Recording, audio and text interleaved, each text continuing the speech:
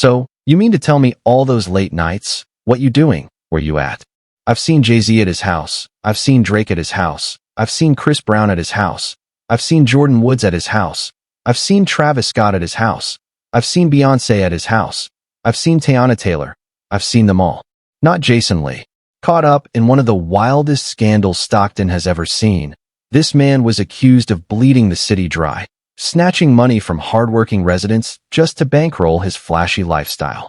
And here's where it gets even crazier. After the arrest, instead of keeping quiet, Jason allegedly pointed fingers at none other than Jay-Z and Beyoncé, claiming they plotted online to set him up. Imagine the audacity, accusing two of the biggest names in music of masterminding your downfall. But let's backtrack for a second. Who in their right mind thought Jason Lee should ever be trusted as vice mayor of Stockton? Nobody expected this man to trade gossip blogs for politics. Yet somehow, he slid right into office like it was a reality show twist.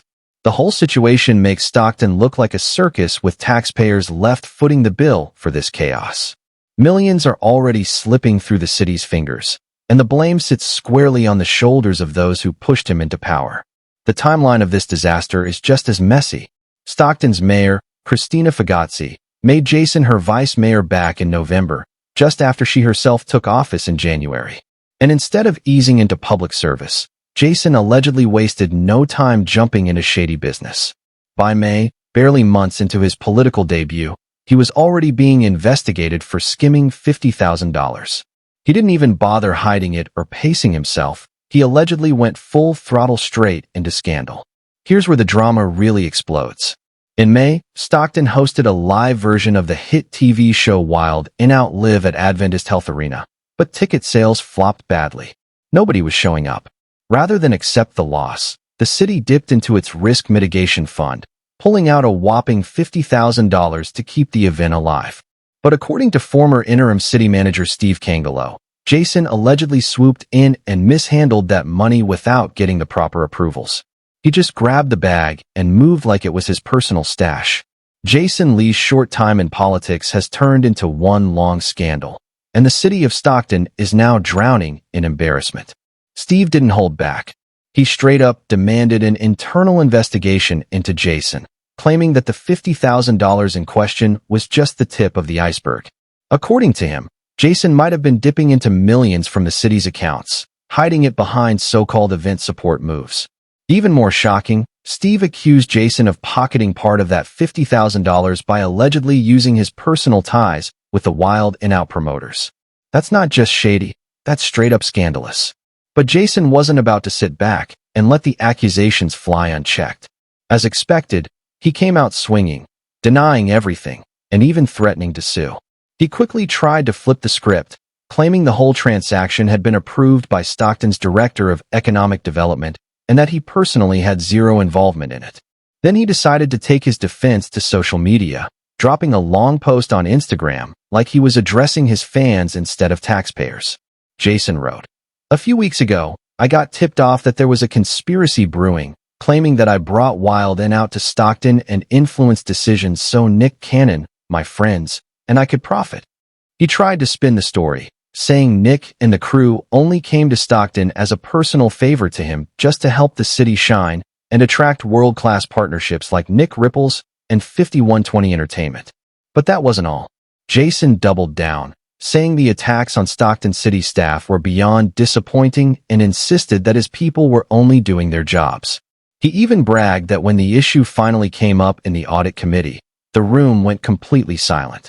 "Today, we agendized it in the audit committee and it was crickets," he said. Jason wanted everyone to believe this was nothing more than a witch hunt. But the drama swirling around him only made Stockton look even messier. He didn't just defend himself, he went full throttle with the clapbacks. He bragged that Wild and Out deserved praise for their professionalism and claimed the Stockton community loved every moment of the show, promising that highlight clips were on the way. Then he turned his attention straight to his critics, firing off. "If you can't outwork me in policy, opportunity, or inspiration, work harder. Because making up lies to do reputational harm won't work when I've got the heart of the people." That was Jason's way of saying he's untouchable no matter what scandal is swirling. He didn't stop there. Jason tried to spin the allegations as nothing more than payback, claiming he was being targeted because he raised tough questions about Stockton's shaky finances in his role as chair of the audit committee. According to Jason, every single celebrity in the culture has been to Diddy's house, which means they've gone through all his phones and text messages. He claimed he could read his own messages with Diddy and pointed out that it was always business for him. He insisted he never had anything inappropriate to hide because he didn't deal with people like that.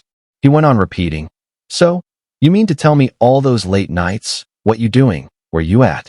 I've seen Jay-Z at his house. I've seen Drake at his house. I've seen Chris Brown at his house. I've seen Jordan Woods at his house. I've seen Travis Scott at his house. I've seen Beyoncé at his house. I've seen Teyana Taylor. I've seen them all. We were all in the backyard.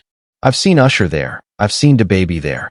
I've seen Justin Bieber there. I've seen Lindsay Lohan, Ashton Kutcher, Demi Moore, Tyrese, Amber Rose, Mary J. Blige. I've seen them all at those parties." According to him, this was all a political hit job meant to shut him up. Jason wasn't just defending himself. He was turning the drama into a whole victim narrative, acting like he was being punished for speaking the truth. On top of that, Jason pulled the legal card.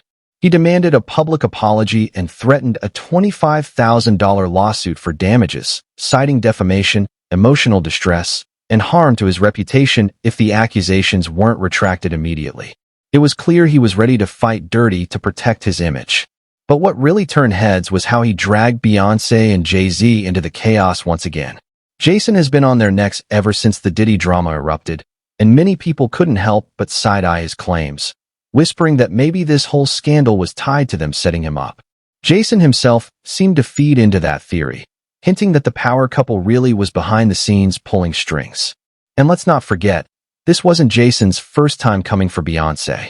When she reportedly refused to invite him to the premiere of her Renaissance film, Jason didn't take it lightly. Instead, he threatened to spill alleged evidence that could implicate her, marking the first public jab he took at the Queen herself. From then on, it was clear Jason Lee had declared war on Beyoncé and Jay-Z, and he wasn't planning on backing down anytime soon. When Jason went on his rant, most people weren't even tuned in.